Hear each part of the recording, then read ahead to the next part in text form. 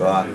Oh, woeful was the day when I was pressed to sail afar and leave behind the woeful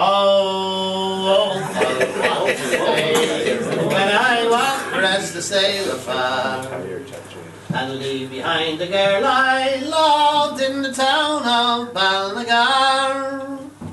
The shady groves were my delight till I was forced to sail. You all may guess at my distress lying in the Nightingale. Oh, grief and woe that I must go and fight for England's king. I do not know his friends or foes, and war's a cruel thing. The Nightingale lies near at hand, my time, alas, is brief. From purling streams and mountain rills, I part with bitter grief.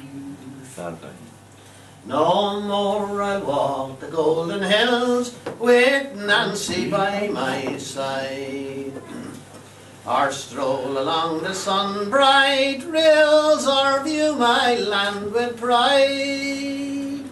We sail away at dawn of day, our sails are ready set.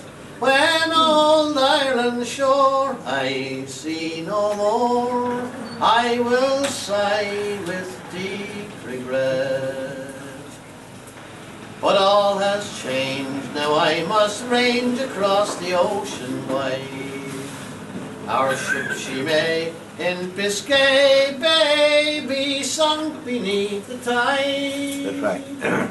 If I should fall by a cannonball or sink beneath the sea, good people all, a tear let fall and mourn for mine and me. For me. But if God should spare my greying hair and bring me back again, I will love far more my Antrim shore, its dark blue hills and glens. Around my fire but one desire, God grant till life shall fail, to keep me far from cruel war and from the Nightingale.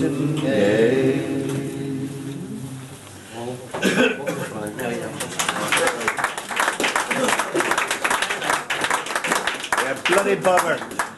Hey, Harte, you're a bugger.